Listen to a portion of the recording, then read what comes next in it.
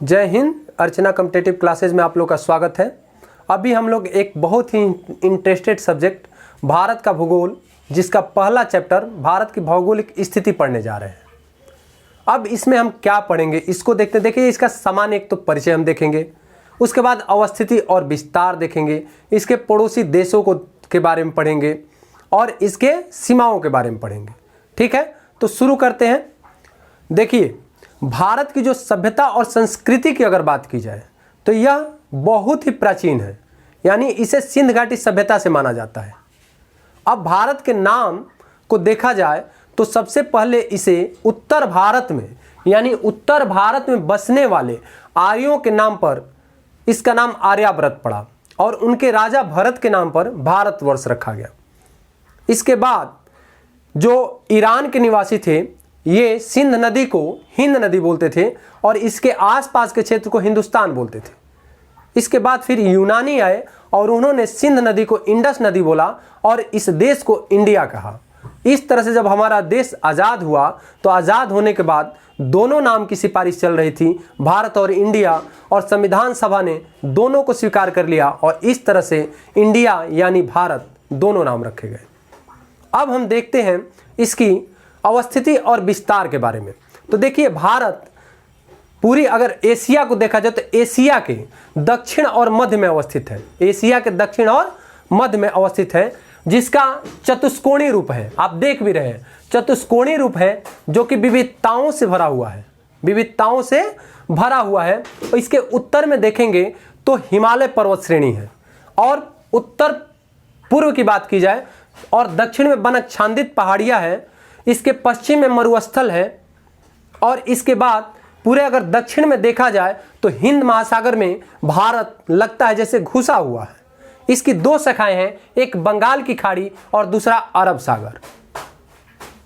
ठीक है, इस तरह से इसके पूरे विस्तार को देखने पर यह लगता है कि एक उपमहाद्वीप है जो कि बहुत ही बड़ा क्षेत्र है, जिसमें पाकिस्तान, बांग्लादेश, नेपाल, म्यांमार, नेपाल, श्रीलंका और भूटान शामिल है।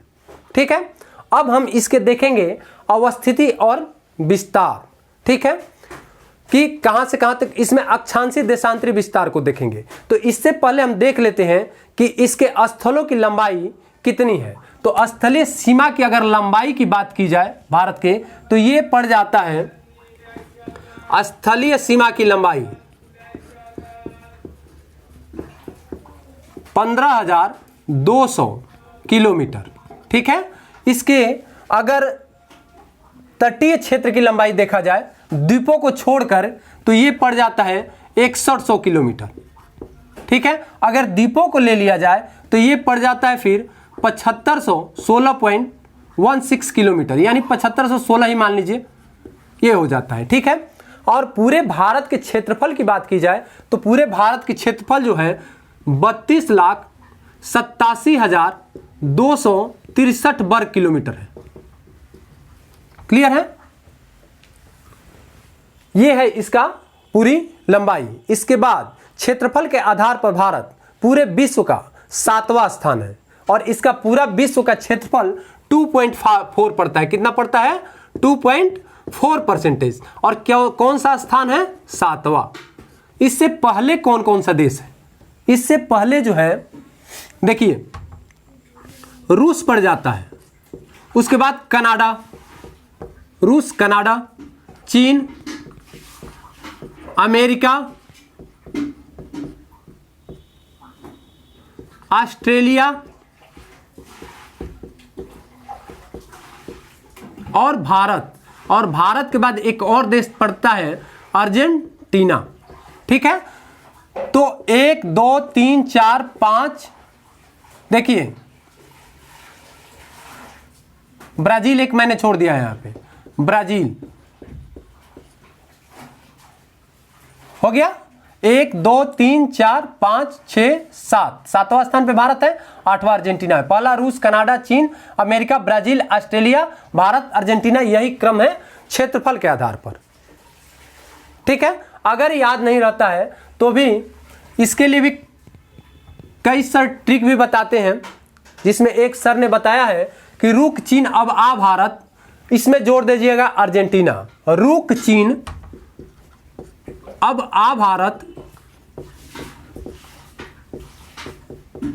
अर्जेंटीना। जहां से आपको क्लियर हो वहां से आपको वो चीज लेना है, ठीक है। तो देखिए ये हो गया। अब हम देखेंगे, ये तो क्षेत्रफल के आधार पे हो गया। अब जनसंख्या के आधार पर भारत का कौन सा स्थान है, तो जनसंख्या के आधार पर भारत का दूसरा स्थान है। कौन सा? दूसरा। पहला कौन सा है? चीन, पहला चीन, दूसरा भारत। इसमें भी 5-7 देशों का आपको क्रम याद होना चाहिए जनसंख्या के आधार पर भी, ताकि आपको पूछे तो आपको पता चल जाए। तो चीन हो गया, भारत हो गया, इसके बाद अमेरिका हो गया,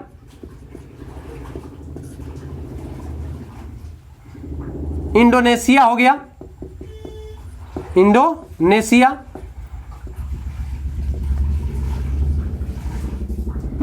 ब्राजील,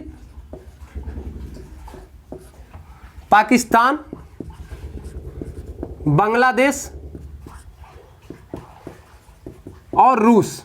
इस तरह से हमने जनसंख्या के आधार पर भी 8 देशों को देखा। पहला चीन, दूसरा भारत, तीसरा अमेरिका, चौथा इंडोनेशिया, पांचवा ब्राजील, छठवां पाकिस्तान, सातवां बांग्लादेश और आठवां रूस, ठीक है। तो इसको हम लोगों ने देखा कि जनसंख्या। अब हम देखेंगे इसके अक्षांशीय और देशांतरी विस्तार को, कि भारत कहां से कहां, किन किन अक्षांशों के बीच में और किन किन देशांतरों के बीच में विस्तारित है। तो देखिए, मान लीजिए कि ये पृथ्वी है, तो पृथ्वी को 2 भागों में बांटने वाली एक रेखा है जो कि उत्तरी और दक्षिणी गोलार्ध में बांटती है, जिसे भूमध्य रेखा बोलते हैं। क्या बोलते हैं?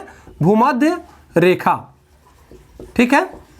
अब ये उत्तरी गोलार्ध हो गया, ये दक्षिणी गोलार्ध हो गया, ये दक्षिणी हो गया, ये उत्तरी। भारत किसका भाग है? उत्तरी का, ठीक है।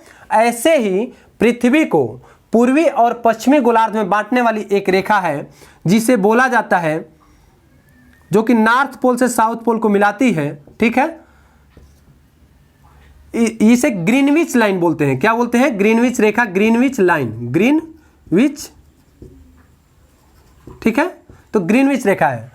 अब ये क्या करती है कि नॉर्थ पोल से साउथ पोल को मिलाती है, और ग्रीनविच जो ब्रिटेन में एक जगह है उसी के नाम पर है। इसके पूरा पूर्वी गोलार्ध ये वाला, और ये वाला पश्चिमी गोलार्ध, और भारत पूर्वी गोलार्ध का, यानी कि भारत उत्तर और पूर्वी गोलार्ध का भाग है। यानी भारत यहाँ पर अवस्थित है, और भारत को एक रेखा है जो कि बीचों बीच काटती है 23.5 डिग्री, जिसे कर्क रेखा बोलते हैं, कर्क रेखा। वैसे ही भूमध्य रेखा के दक्षिण में 23.5 डिग्री पर है, जो कि मकर रेखा कही जाती है। ये सब रेखाएं काल्पनिक रेखाएं हैं, ऐसा कोई पृथ्वी पर रेखा है नहीं, अध्ययन के लिए बनाया गया है। तो हमारा भारत कितने अक्षांश पर है, ठीक है, इसको हम देखेंगे। तो देखिए, भारत का ये जो स्थलों भाग का देखा जाए तो दक्षिण में 8.4, यानी कि 8.4 8 अंश 4 मिनट। कन्याकुमारी, ये कौन सा है दक्षिण में? कन्याकुमारी, जो कि तमिलनाडु में पड़ता है, जिसे केप केमोरिन भी बोलते हैं। क्या बोलते हैं? Cap Comorin. तो यहां से लेकर के और उत्तर की तरफ, ठीक है, 37.6 इंदिरा काल, इसे क्या बोलते हैं? इंदिरा काल, जो कि जम्मू कश्मीर में पड़ता है, ठीक है। तो ये हो गया। मान लीजिए कि ये भूमध्य रेखा है, ये जीरो वाली, यहां से शुरू होता है 8.4 से लेकर के उत्तरी से लेकर के उत्तर 37.6 अक्षांश तक भारत का उत्तर दक्षिण विस्तार है, ठीक है। और ये टोटल जो उत्तर दक्षिण जो विस्तार है, ये लगभग पड़ जाता है आपका 3214 किलोमीटर, ठीक है। अब इसके द्वीपों को अगर ले लिया जाए कि द्वीपों के साथ अगर भारत की भूमि का दक्षिणतम और उत्तरतम विस्तार अक्षांशों के आधार पर देखा जाए, तो ये इंदिरा पॉइंट से शुरू हो जाता है 6.45 से, 6.45 से लेकर के इंदिरा पॉइंट से लेकर के और इंदिरा काल 37.6 तक, ठीक है। भारत उत्तर और दक्षिण विस्तारित है। अब इंदिरा पॉइंट जो है ये 2004 के सुनामी में डूब चुका था, लेकिन अब फिर एक ऊपर आ गया है, ठीक है। तो ये हो गया इंदिरा पॉइंट। अब इसके बाद से हम देखेंगे पश्चिम से पूर्व, यानी देशांतरी विस्तार, यानी यहां से पूरब, ठीक है, देखेंगे तो 68.7, ये मान लीजिए कि ग्रीनविच लाइन है, ऐसे ये ग्रीनविच लाइन है, यहाँ से 68.7 इस जगह को बोलते हैं, ये गुजरात में पड़ता है, जिसे गौर माता, इसे सरक्रिच के नाम से भी जानते हैं, सरक्रिच, जो कि गुजरात में पड़ता है। कहाँ पे? गुजरात। क्लियर है?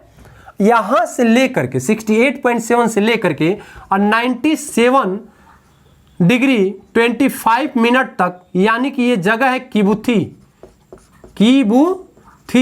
जो कि अरुणाचल प्रदेश में पड़ता है। कहां पे? अरुणाचल।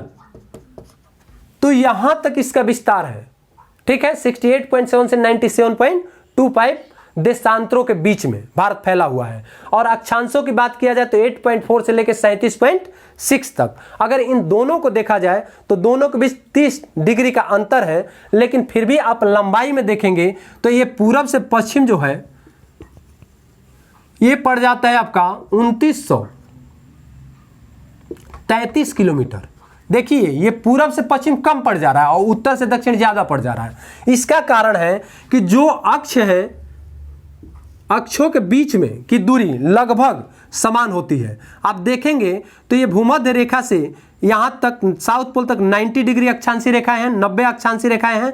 ठीक है, और इधर से फिर 90 अक्षांशीय रेखाएं हैं। इस तरह से 90 90 180 और एक ये 181 अक्षांशीय रेखाएं पृथ्वी पर मानी जाती है।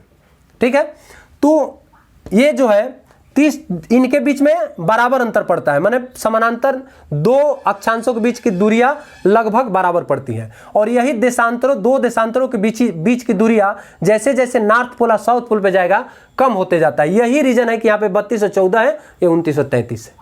क्लियर है? तो ये हम लोगों ने देख लिया। अब हम देखेंगे इसके बाद अक्षांशीय और देशांतरी विस्तार को। अब हम देखेंगे इसके पड़ोसी देश। तो देखिए यहां पर आप शुरू करते हैं पाकिस्तान से। ठीक है, तो पाकिस्तान कितने भारत के राज्यों से लग रहा है, कितने भारत के राज्यों से पाकिस्तान की सीमाएं लग रही है? तो देखिए यहां पे पड़ जाता है कौन सा? गुजरात, राजस्थान, पंजाब, 3 राज्यों से लग रहा है। और जम्मू कश्मीर 4 से लगता था, लेकिन जम्मू कश्मीर अब राज्य नहीं रहा, यह एक केंद्र शासित प्रदेश है। तो 3 राज्यों से लगता है। इसमें सबसे ज्यादा सीमा किस राज्य के साथ पाकिस्तान की लग रही है? तो ये राजस्थान के साथ लग रही है, उसके बाद गुजरात, उसके बाद पंजाब। और यहां पे एक विभाजक रेखा है जो भारत और पाकिस्तान के सीमा को विभाजित करती है, जिसे बोलते हैं रेड क्लिफ रेखा। क्या बोला जाता है इसे? Red Cliff. क्लियर है? जो कि रेड क्लिफ महोदय द्वारा, एक अंग्रेज थे जिनके द्वारा इस रेखा को निर्धारित किया गया था, उन्हें बांटने की जिम्मेवारी दी गई थी। ठीक है, तो ये हो गया रेड क्लिफ। और इसके बाद यहां पे देखेंगे तो एक रेखा थी जब भारत के साथ पाकिस्तान भी था, तो यहां पर अफगानिस्तान से जो रेखा अलग करती थी इसे डूरंड रेखा बोलते हैं। क्या बोलते हैं? डूरंड, जो कि अब भारत और पाकिस्तान और अफगानिस्तान के बीच में है। क्लियर है? यहां पे अफगानिस्तान का सिर्फ जम्मू से ही सीमा लगता है। ठीक है, और सबसे कम सीमा लगती है 106 किलोमीटर। इसके बाद हम चीन की बात करते हैं। तो चीन का देखिए, चीन का किन किन राज्यों के साथ भारत की सीमाएं लगती है?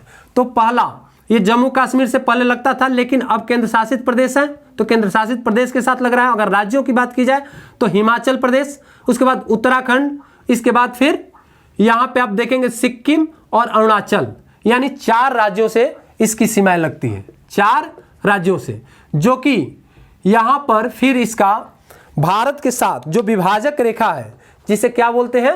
मैकमोहन रेखा। क्या बोलते हैं? मैकमोहन। ठीक है, कई बार पूछ देता है कि भारत और चीन के बीच में विभाजक रेखा को क्या बोलते हैं? तो मैकमोहन रेखा बोलते हैं। इसके बाद हम बात करेंगे म्यांमार की। तो म्यांमार जो है ये भी 4 राज्यों से जुड़ा हुआ है। किसे? अरुणाचल, उसके बाद नागालैंड, मणिपुर, मिजोरम। अब इसके बाद हम बांग्लादेश का देखेंगे। तो बांग्लादेश, अब देखिए इसकी सीमा कैसे विभाजित होती है। तो यहाँ पे जो पूर्वांचल की पहाड़ियाँ हैं, ठीक है, ये सब पहाड़ियों के द्वारा ही इसकी सीमा का निर्धारण होता है। ठीक है, तो ये है आपका पूर्वांचल की पहाड़ियां, यहाँ पे पटकाई बूम की पहाड़ियां है जो इसकी सीमा निर्धारित करती है। इसके बाद बांग्लादेश की बात करते हैं। तो बांग्लादेश का किन किन राज्यों से सीमाएं लग रहा है भारत का? तो देखिए, पहले पश्चिम बंगाल, और पश्चिम बंगाल के बाद से असम, मेघालय, उसके बाद त्रिपुरा, मिजोरम, 5 राज्यों के साथ बांग्लादेश की सीमा लग रही है। ठीक है, बांग्लादेश की सीमा 5 राज्यों के साथ लग रही है।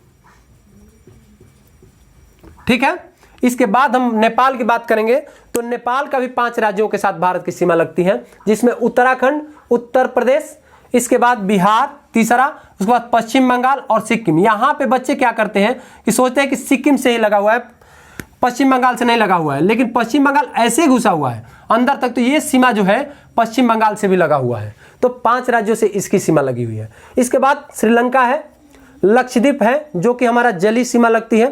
ठीक है, उसके बाद इंडोनेशिया, इन सबों से जलीय सीमा थाईलैंड से लगती है। और एक देश हमारा बच गया जो भूटान, और भूटान का देखिए, भूटान के भी 4 राज्यों से सीमाएं लगती है, एक सिक्किम से, पश्चिम बंगाल से, असम से और अरुणाचल से। तो इस तरह से हम लोगों ने देखा कि किन के साथ भारत के पड़ोसी देशों की सीमा किन किन के साथ लगती है।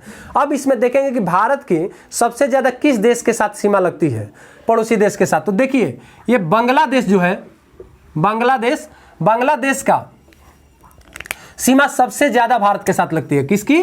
बांग्लादेश की सीमा सबसे ज्यादा भारत के साथ लगती है। इसके बाद सबसे कम अफगानिस्तान के साथ। ठीक है, इसके बाद चीन के साथ, उसके बाद पाकिस्तान के साथ। ठीक है, अब इसमें क्वेश्चन दे देता है, तीनों को ऑप्शन बाय द वे मान लीजिए कि नहीं देता है कि, और पूछ देता है कि भारत की सीमा सबसे ज्यादा किसके साथ लग रही है। नेपाल दे देता है, म्यांमार देता है, भूटान देता है और अफगानिस्तान देता है। तो इसमें बच्चे डाउट में पड़ जाते हैं म्यांमार और नेपाल में। तो सबसे ज्यादा नेपाल के साथ सीमा लगती है, उसके बाद म्यांमार से, उसके बाद भूटान, उसके बाद अफगानिस्तान। अगर याद नहीं रहता है तो एक तरीका है जिसे मैं आप लोगों को बता देता हूं। ठीक है, तो इसको भी नोट कर सकते हैं आप। देखिए भारत के पड़ोसी देशों के साथ सीमा,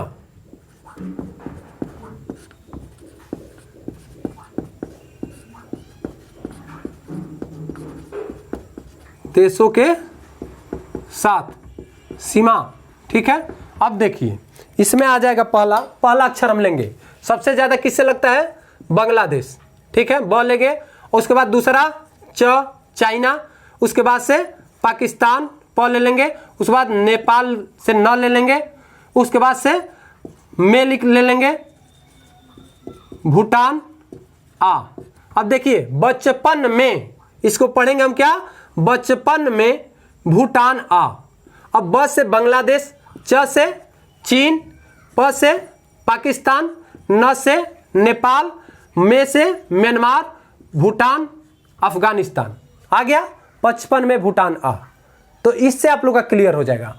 अब इसके बाद से हम देखेंगे, ये तो हम लोगों ने देख लिया किसकी सीमा सबसे ज्यादा लगती है। अब हम बात करेंगे तटीय राज्यों की कि कितने तटीय राज्य भारत के हैं। तो 9 तटीय राज्य हैं। अब इसमें ऑप्शन आता है 8, 9, 10, 11 दे देता है। अब इसमें 9 कौन कौन सा है इसको देखते हैं। पहला गुजरात, उसके बाद दूसरा महाराष्ट्र, उसके बाद कर्नाटका, उसके बाद गोवा, 4 हो गया, केरला 5, तमिलनाडु 6, आंध्र 7, उड़ीसा 8, पश्चिम बंगाल 9। अब यहां बच्चे डाउट में आ जाते हैं कि तेलंगाना भी पड़ता है, लेकिन तेलंगाना अंदर पड़ जाता है। ठीक है, तो 9 है। और इसमें पूछता है कि सबसे ज्यादा तट किस राज्य का लगता है, या सबसे लंबा तट किस राज्य का है। तो सबसे लंबा तट गुजरात का है। अब देखिए ऐसे घूम घूम करके है गुजरात का, ऐसे ही बांग्लादेश का ऐसे घूम घूम के था जो कि भारत की सीमा से ज्यादा लगता था, अब लगता है। ठीक है, अब ये जो है गुजरात वाला भी सबसे ज्यादा लगता है। तो तटीय राज्य में सबसे बड़ा कौन सा हो गया? गुजरात। इसके बाद दूसरा आंध्र प्रदेश। ठीक है, अब जानते हैं इसके बाद गुजरात का ना दे करके ऑप्शन में दे देगा आंध्र प्रदेश, तमिलनाडु, केरला, कर्नाटका, ऐसे करके दे देगा। तो पहला गुजरात है, दूसरा आंध्र प्रदेश है, तीसरा तमिलनाडु है और उसके बाद महाराष्ट्र है। ठीक है, इन 4 का भी आप याद कर लेंगे तो बहुत ज्यादा दिक्कत आपको नहीं होगी। अब गुजरात में 3 आ जाता है। अब गुजरात को बढ़िया से देखिए, गुजरात, गुजरात तो हो गया पहला, गुजरात, आ से आंध्र प्रदेश, आ त से तमिलनाडु, तो ये हो गया 3। उसके बाद महाराष्ट्र। ठीक है, अब ये हम लोगों ने देख लिया इसका तटीय। अब इसके बाद हम देखेंगे इसके जो द्वीप है, तो द्वीपों को देखेंगे। तो इसमें चैनल पूछ देता है। क्या पूछ देता है? चैनल। अब पूछ देगा कि 8 डिग्री चैनल किस किस को अलग करता है। तो देखिए 8 डिग्री चैनल मालदीव और मिनिकॉय द्वीप को अलग करता है, ठीक है। उसके बाद 9 अंश चैनल का पूछ देगा तो 9 अंश मिनिकॉय द्वीप और लक्षद्वीप को अलग करता है, ठीक है। इसके बाद 10 अंश चैनल बोलेगा तो अंडमान और निकोबार द्वीप समूह को 10 डिग्री चैनल जो है अलग करता है।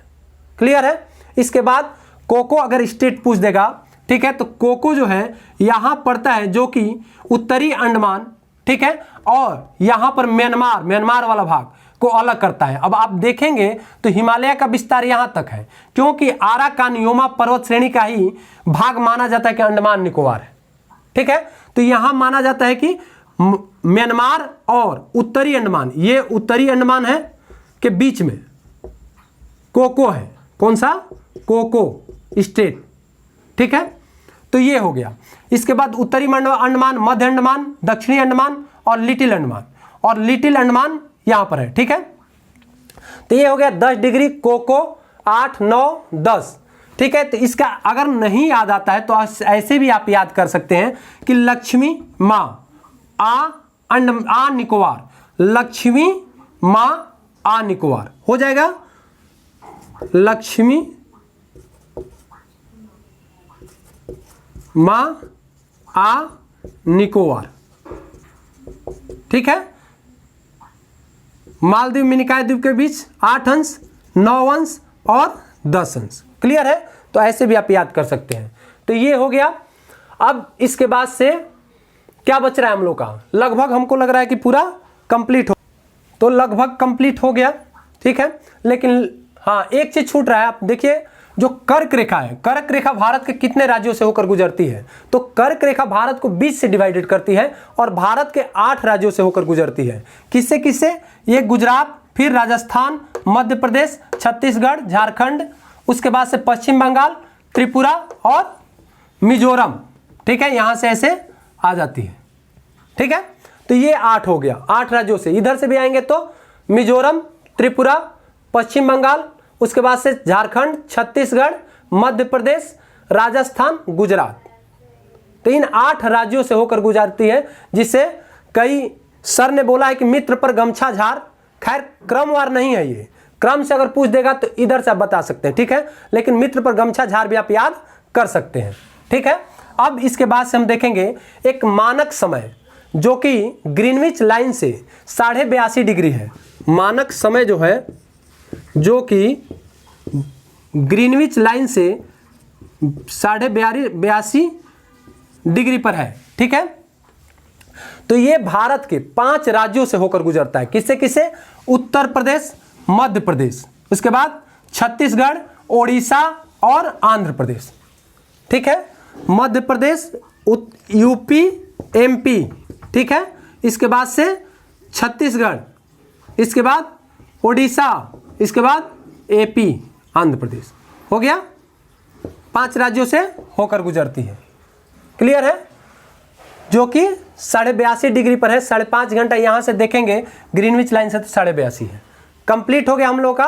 अगर कोई चीज छूट जाता है तो आप लोग कमेंट्स करके, या कोई गलती भी होती है तो कमेंट्स करके आप लोग बताया करिए, ठीक है, ताकि मैं सुधार कर सकूं। जय हिंद। ठीक है।